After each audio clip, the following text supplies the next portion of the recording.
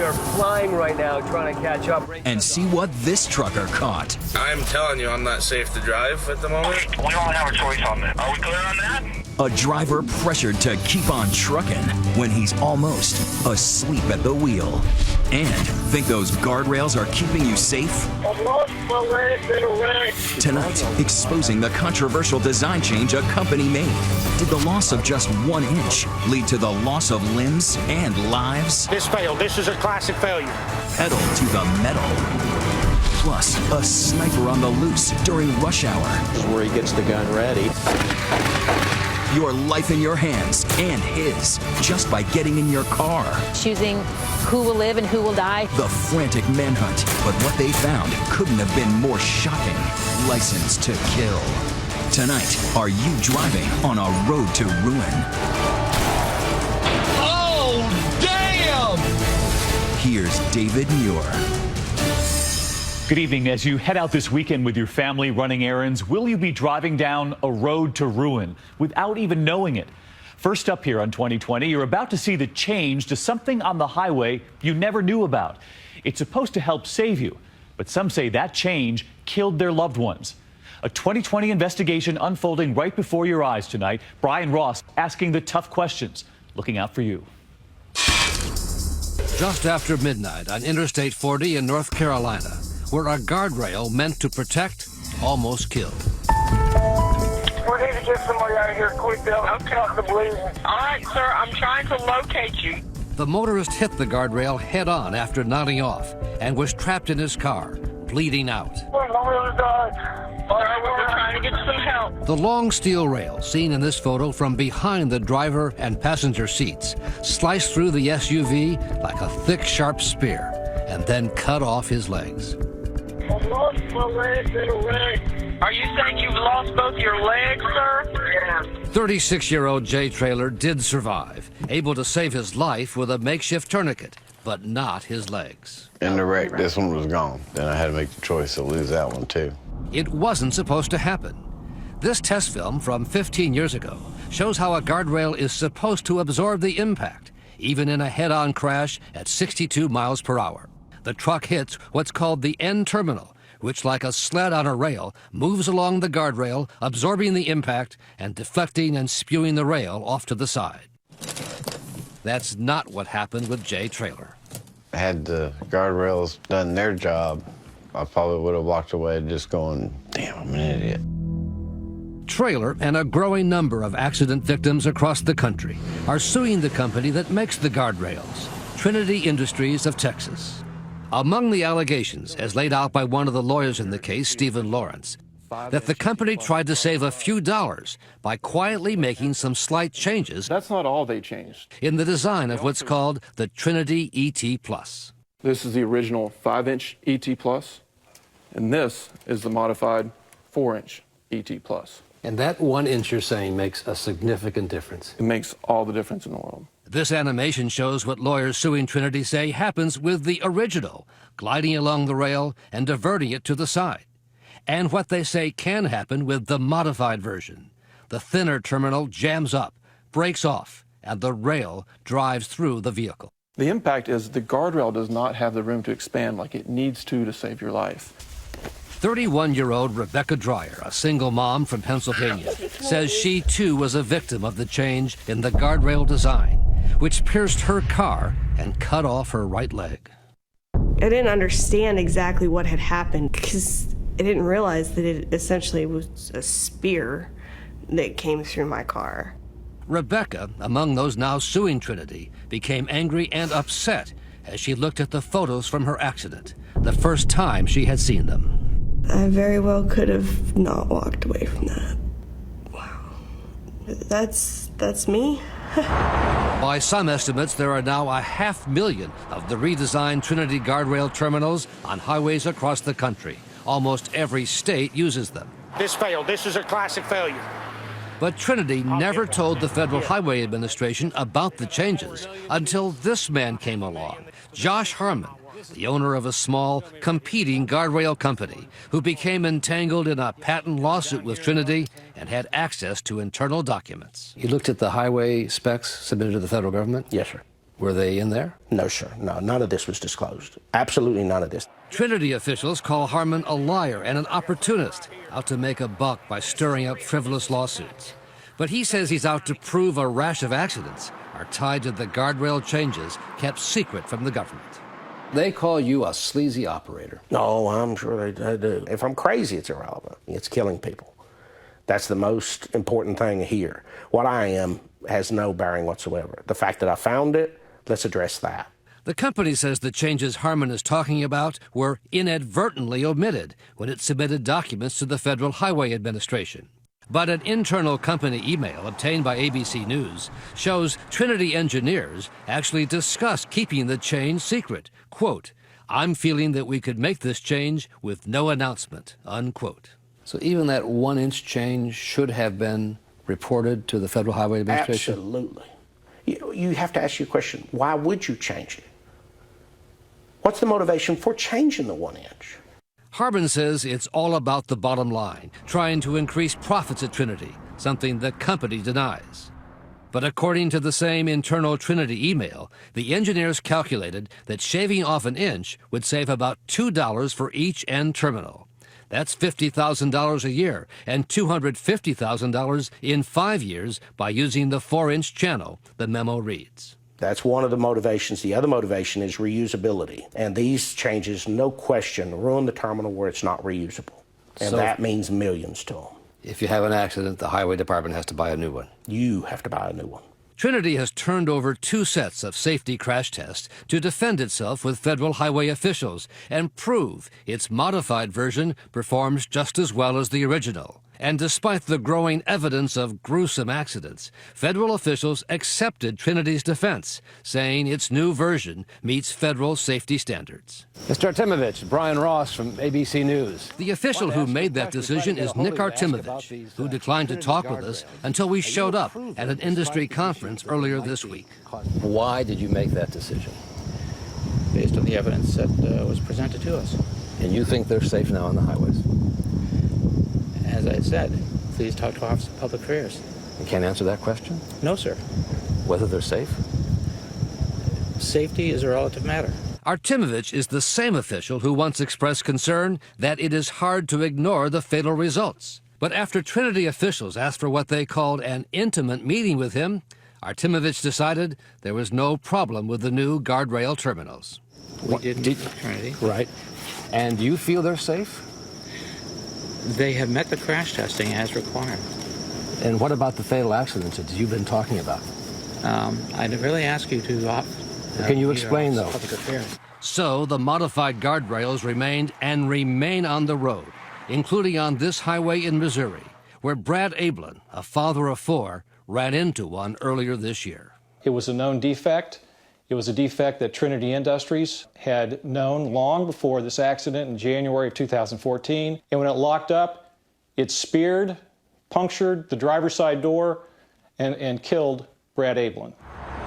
The fact is, on a high-speed highway, any guardrail or stationary object presents a potential hazard.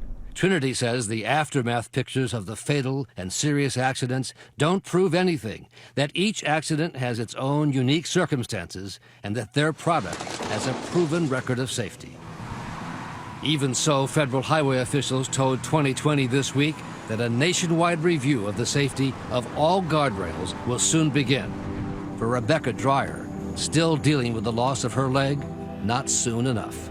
They know what's wrong with them. Change the heads back to the ones that were safe, that weren't failing, that weren't having these problems. Because how many more people do you want to lose limbs and go through all of this? So what do you make of that hidden change on the highway? And is there something on the roads you want investigated? Tweet me, and you can tweet Brian. We're live on Twitter. Use the hashtag ABC2020. And next, right here, tracking the truckers 2020 in the sky over America's highways. How fast are they really going as they whiz past you? Next, we're flying, literally, to stop those runaway highway trucks. But is it a need for speed or a need for sleep? That's the problem. I'm not safe to drive. Get some coffee. Does he need a crash on his hands instead? When we return. Well, how many times has this happened to you on the highway? You're driving along and suddenly one of those rigs barrels right past you, shaking your car. And when it happens in the rain and bad weather, it's even worse. So tonight here we ask, how fast are some truckers really going? And this number, rigs are involved in 868 crashes every day here in America. Tonight, Matt Gutman flying high above the interstate, the 2020 speed trap. And wait until you hear from one of those tired drivers. Should they be on the road in one of those trucks at all?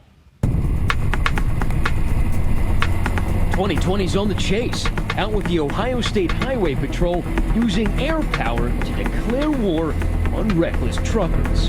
At 3,500 feet above I-70 outside Columbus, Sergeant George King uses a stopwatch and white marks on the road to spot violators. Following too close. It's going too fast. It looks like an oversized load. King zeroes in on this 18-wheeler, barreling down the highway at 77 miles per hour and tailgating a car. The real dark blue white box. Following too close, 0.34 seconds. I'm now with the ground unit, and Sergeant Reimer jams his cruiser into gear. This guy's going so fast. We are flying right now trying to catch up. You can see how fast we're passing these trucks. The trucker pulls over. He's not happy. I'm Matt from ABC News. How are you? I don't need to be on the news. They clocked you going 77 miles an hour and tailgating behind a car. You think it's hazardous? Yeah. Just trying to catch up with semi-trailer up ahead. The cops also nailed this trucker for tailgating. We're going to issue the citation. He's pulled over and cited. Did you notice that you were too close to someone? Well, sometimes you have to do that when you're like passing another car. Cracking down on potentially dangerous truckers is a top priority. In 2012 alone, there were more than 330,000 large truck crashes in the U.S., nearly 4,000 fatalities, and more than 100,000 injuries. In most cases, it's the truck driver who survives. You have a truck that weighs 80,000 pounds. What happens when it collides with anything else? It's catastrophic. Looks like a bomb went off, right? Yeah, pretty much. It was a terrible accident. 2 vehicles and a Walmart truck. It was this horrifying crash in June that turned the national spotlight on a leading cause of truck crashes: tired drivers. At 1 a.m. on the New Jersey Turnpike, a Walmart truck sped through a construction zone, going 20 miles over the limit and plowing into the back of 3 vehicles, including a limo bus carrying a group of comedians. Comedian Tracy Morgan in critical condition right now. Superstar comedian Tracy Morgan and 2 others were critically injured. Another comedian was killed in the crash. 62-year-old James McNair, a longtime friend and mentor to Morgan. My dad was big on pictures. You can see it in that signature smile in almost every picture. News of the crash ripped a hole in the lives of McNair's kids, Jamel and Danita. It's hard to sometimes even, find the words. The fact that he's not here anymore, I feel like I lost my best friend. The family was shocked by what they learned about the Walmart driver, Kevin Roper, who has pleaded not guilty to charges related to the crash. Turns out that Roper had commuted over 700 miles from his home in Georgia to the Walmart facility in Delaware before he even punched in. Police say Roper had been awake for a full 24 hours when he slammed into Morgan's limo, allegedly fueled on a deadly combination of fatigue and velocity. We want whoever is responsible for it to be held accountable for it. The question the McNairs are now asking: did Walmart, the largest truck operator in the country, keep proper track of Roper's hours? They have to make sure that their drivers are doing so in a responsible manner. And that means making sure your drivers are not driving in a way that they're dangerous. Walmart says it is cooperating fully in the ongoing investigation, and that if it's determined that our truck caused the accident, Walmart will take full responsibility. Despite the huge toll caused by trucking accidents, the industry trade group maintains that safety is a top priority. 2/3 of accidents involving commercial vehicles are actually caused by a vehicle other than the commercial vehicle. Driving a semi-tractor trailer like this, any small mistake, we can take a life. Out here on the road, trucker Abe Attella says so many companies put unrelenting pressure on drivers to deliver loads on time. There are other circumstances where companies and drivers will put money ahead of safety. And Attella says he found that out firsthand on a frigid February night this year. The trucker with the spotless record was in the middle of a 400-mile run to Wisconsin hauling a load of tomatoes for his company K&B. All of a sudden, he says he notices himself drifting dangerously into a type of unconsciousness that truckers call microsleeping. Basically, your eyes are open, your hands are on the wheel, but your brain shuts off for 3 to 5 seconds. Attella says he was so worried he might cause an accident, he pulled into a truck stop and called the K&B dispatchers. Hey man, we got a bit of a problem, dude. I'm starting to fall asleep going down the road here. But get a load of this. The K&B dispatchers, instead of telling him to just get some rest, hot potato Abe from one dispatcher to another. Each of them with the same advice. Get some coffee and then because we don't have a choice on this. Get a cup of coffee, walk around the truck, do something. I already did that earlier, man. Now the last dispatcher is relentless, even refusing to listen to Attella. Let's get out and get some fresh air. What is it, about 10 degrees outside? Yep. That'll wake you right up, right? I can get you all fired up. If you want me to make you angry, I can get you woke up that way. He's not getting your goat. No, I knew before I made the phone call I was not moving that truck anymore until I got some sleep. I'm telling you, I'm not safe to drive at the moment. Okay, boy, then here's the deal. We don't have a choice on this.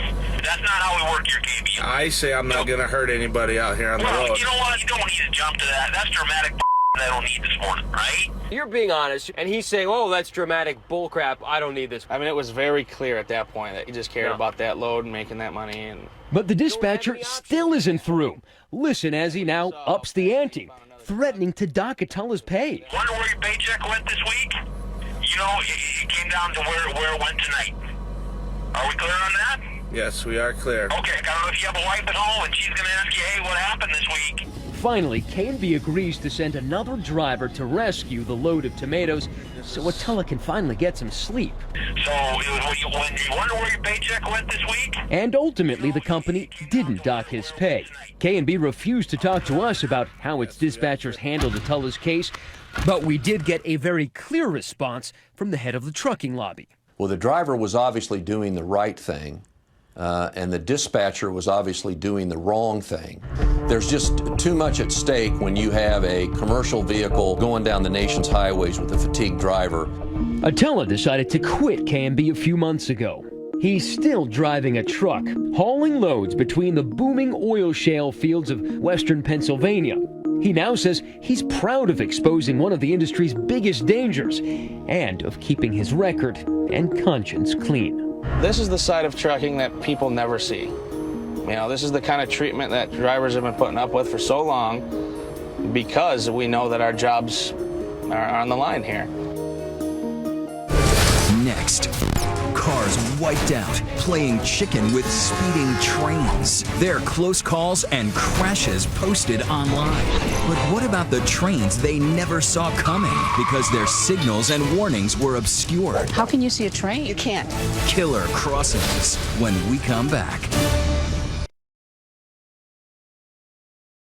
We're going to turn now to another danger on America's roadways, and we've all come to one of those train crossings with those flashing lights, those warnings. But what happens when those warnings are obscured or not working? It can turn deadly, even if you're trying to see for yourself if that train is coming. Deborah Roberts tonight at one train crossing that will have us all thinking about the next time we cross the tracks. Admit it. You've probably thought about it, maybe even done it.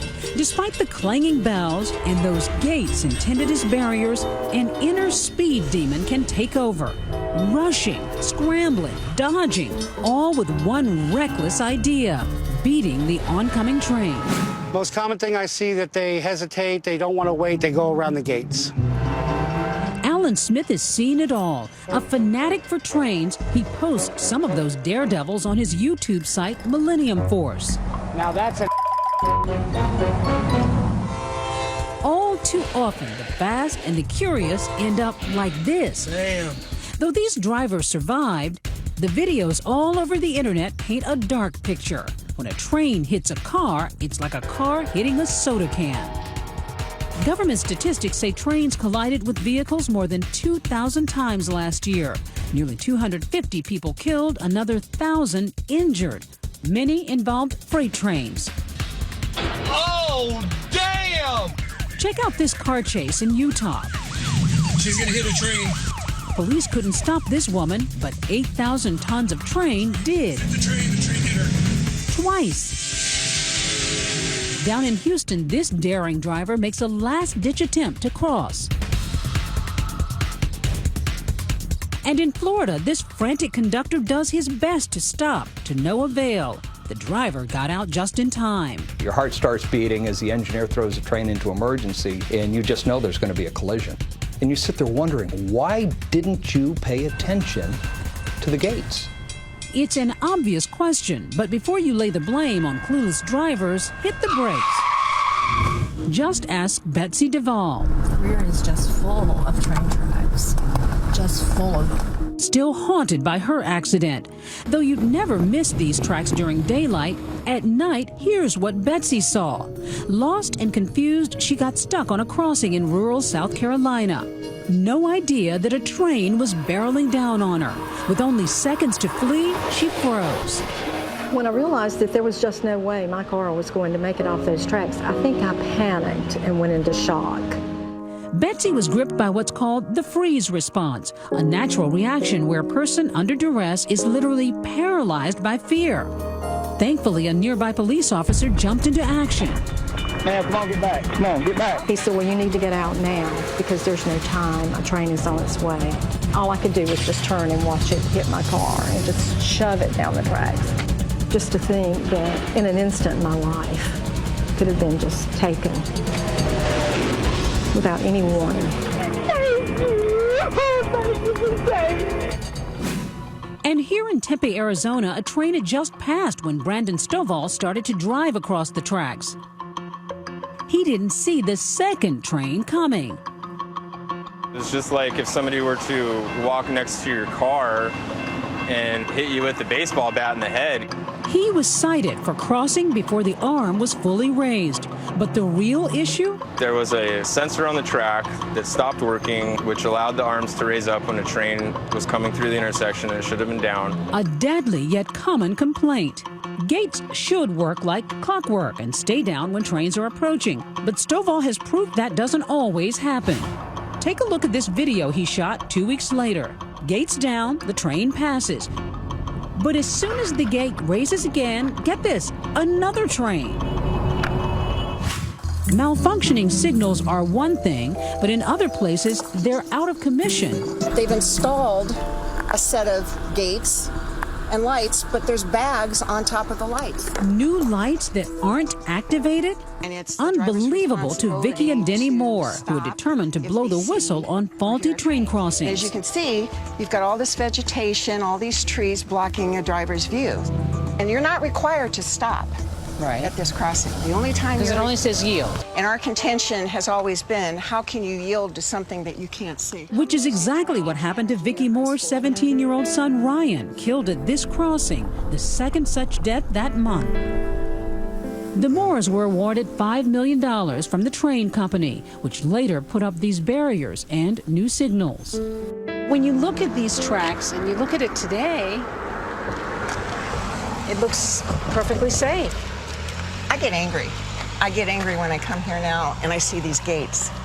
Why? Because had there been gates there the day that our kids came down that hill, the accident would never have happened. Their millions went to a foundation, Angels on Track, which hopes to prevent other devastating train collisions. An uphill battle, given that only 35% of crossings have flashing lights and gates, according to the government. I would think it's to the railroad company's advantage to have these things. I think they want these at every crossing. Well, what they're thinking is they have to handle all maintenance on the gates, on the signal systems. They're making less money. So you're saying the railroad companies would probably just as soon not have to have all of this? Correct. The railroads share ownership for every crossing in this country. Why aren't they sharing responsibility for making sure that all these crossings are safe and protected with gates? A tangled web of bureaucracy that infuriates the Moores. So when there's a problem, who's to blame? The rail lines or the government? You may not like what this government-funded safety advocate has to say. At every crossing, there's a blue and white sign, and it has a 1-800 number on it. But if that gate malfunctioned and you were the one driving, it's kind of a little late to make a call. No, it isn't. Get away from the car and then find a way to contact the railroad or your local police. If you make it. Yes, if you make it. Ultimately, your safety is up to you. So drive carefully and look both ways so you don't end up like this. Next, the town that dreaded their commute home. Because that's when a sniper was picking off cars and drivers. There was no pattern to the victims. So how do you get inside the mind of a madman to catch him? When Road to Ruin continues.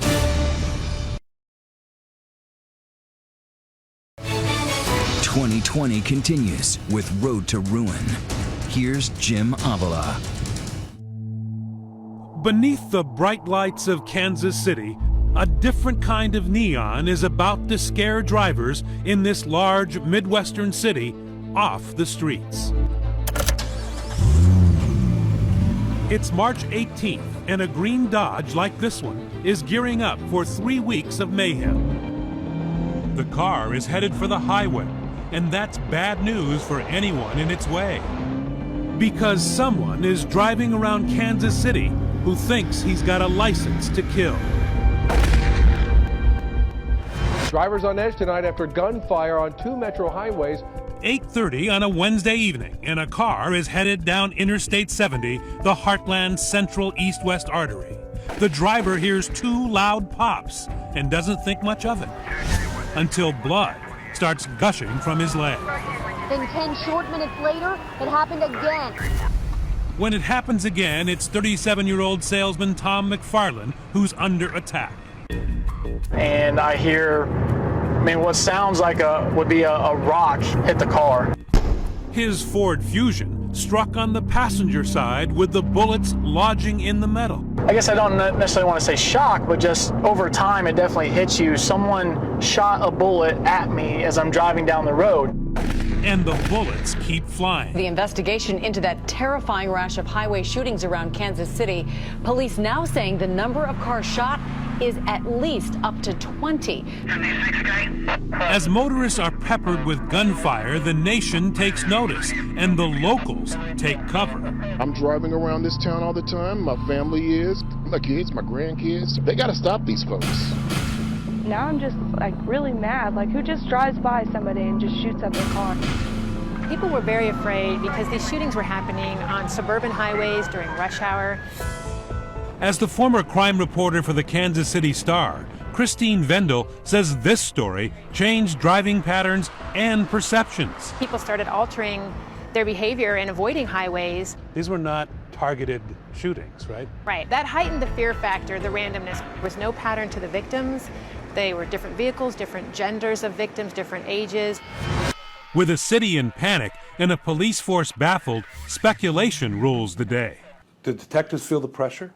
In this case, it's so lacking initially with information, I think, that it would become very frustrating. Criminologist John Hamilton knows from what he speaks. He spent 27 years with the Kansas City Police Department. He says job one is to find a pattern. Commonalities of victims, locations, anything where you might be able to see where there is something that you can kind of home in on. I don't travel this road very often. That pattern started to emerge with cases like Jenny Bowers. Just like Tom, she heard that telltale noise. It sounded like a giant rock. The bullet dislodged and rolled down into the door panel. Like the other victims, this mother of 2 did not see the shooter, but some eyewitnesses say they saw a green Dodge Neon lurking in the next lane. Police describe the behavior as pacing, like he would pace and loiter in their blind spot so he could see them and get his plan together. That's when he's made his decision. This is where he gets the gun ready. And after the shots are fired, the gunman uses a low-tech but ingenious getaway plan. In many cases, there was also near an exit ramp, right? Yes, a couple of victims said, I was committed to the ramp. And so I can't very well slow down and maybe chase you because I'm committed to the ramp. That's how the next pattern emerges. Well, most of these cases did occur in a pretty similar geographic area. In Kansas City, it used to be called the Grandview Triangle. The Grandview Triangle, a twisted pretzel of a roadway with on-ramps and exits galore. A perfect spot for the shooter to play his deadly game. And now the city is on the edge of panic. There was a lot of fear. I mean, there was people that they wouldn't go through the Grandview Triangle. They would take alternate routes. When you find out that it was not isolated, that may have been part of the pattern, what is that like? Then it was a little scarier, because I remember the days of the DC sniper. Could this be a copycat of the DC sniper who terrorized the Capitol Beltway for 3 weeks back in 2002, shooting from the trunk of a Chevy customized to kill?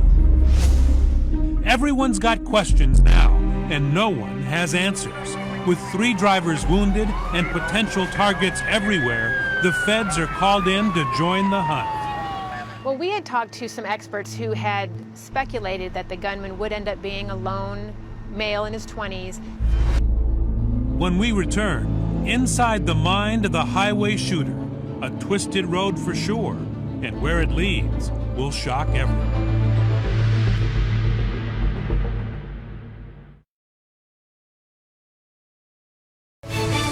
We continue with 2020. Once again, Jim Avila and the Kansas City Sniper. Reward is up, and so are the number of cases being linked to the roadway shootings investigation. As the mystery of the Kansas City highway shooter deepens, the city's motorists are looking over their shoulders. We've tried to avoid the triangle. It's been actually really nerve-wracking. The shooter is still on the loose, and why he is terrorizing this quiet city remains a mystery. Oftentimes offenders will do some of these kinds of things for a sense of power. These people fear me, but they don't know me. Until they stop me, I'll continue to do this. And they get a thrill over it by driving around and choosing who will live and who will die. While cops are making some progress, they decide to deputize an entire community and ask for the public's help. Anyone with information is asked to call the TIPS hotline. The reward money is up to 10 grand, and apparently money does talk. The tips start pouring in. Witnesses paint a creepy, mysterious description of the shooter. The shooter was described as wearing a black hoodie, a gray hoodie, cloth covering his face, and a ski mask at times. A woman calls in saying she saw that green Dodge, and she adds a crucial detail. She was able to get a full license plate number, and that was a huge break in the case. To have something like that, just come in out of the blue, I can imagine there's joy in the squad room. Police run down that license number, Illinois plate G865203. It comes back to an Edward Whitaker of Illinois, a divorced father of 4, who claims he recently paid for the plates for a white Buick he gave to his son. That's confusing to cops who are searching for a green neon. Nevertheless, they finally have a name. So who is this masked man? Cops say he's 27-year-old Muhammad Whitaker.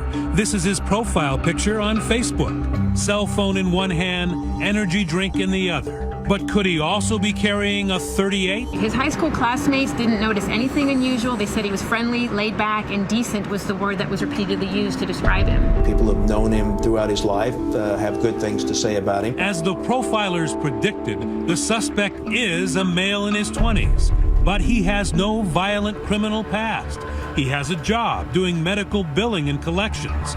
According to family members, he's never even fired a gun, much less owned one. Normal kid, no problems.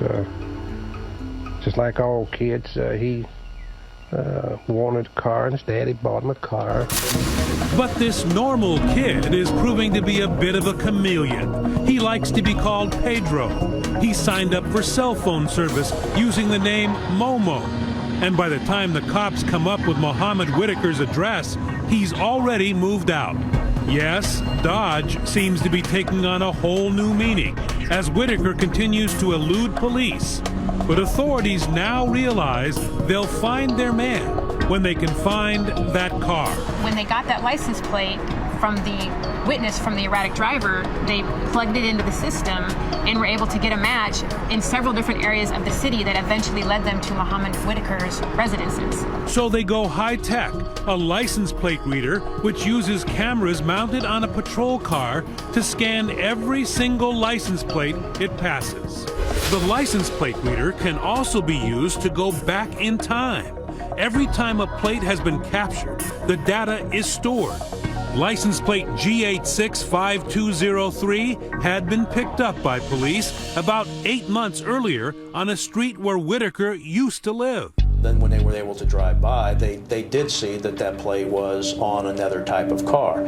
Once on a white Buick, a week earlier on a silver Chevy, and now the discovery that breaks the case. The plate is on a third car, and bingo, it's a green Dodge Neon. The suspicious plate is being moved from car to car, and there's another disturbing detail. The district officers who worked that area remembered a shooting about 6 months prior, and they remembered that the trajectory of the bullet that ended up in a neighbor's house came from the area of the home where Muhammad had lived. The .380 caliber bullet from that crime matched 11 bullets recovered from victims of the highway shooting. And more bullets turn up. A motorcyclist who dropped a cell phone is searching for it along a roadway. He kicks a Walmart bag and uncovers empty ammo boxes and some spent shell casings. They find a fingerprint on the bag that matches Muhammad Whitaker. Cops finally do locate Whitaker, but they stay in surveillance mode. And the suspect's next destination, the parking lot of a Bass Pro Shop to meet a private gun dealer. Police say he was out to improve his aim. While the police were watching him, they saw him trying to buy apparently some better weaponry with a laser sight. Police then watch as he allegedly stalks potential motorists, and then, suddenly, he crosses 3 lanes of traffic and nearly runs someone off the road. They did see him engaging in increasingly brazen behavior, and that's why it got to the point where I don't think they were ready to arrest him, but they felt like they had to. And in the end, there is no struggle, no shootout. That suspected gunman who terrorized drivers on the highway for weeks is now in custody. Today, Muhammad Whitaker is charged as a criminal defendant in 18 felony charges. Well, just from looking at him the first time we all saw him, he seemed very humble and confused and just cast his eyes downward. Whitaker denies all charges and in fact says he too was a victim of the Kansas City highway shooter. Inside his home, cops say they find drawers holding live rounds of ammo like these, a .380 caliber handgun similar to this one, and in a closet, sunglasses and black hoodies. What remains a mystery is why the shooter went ballistic in the first place.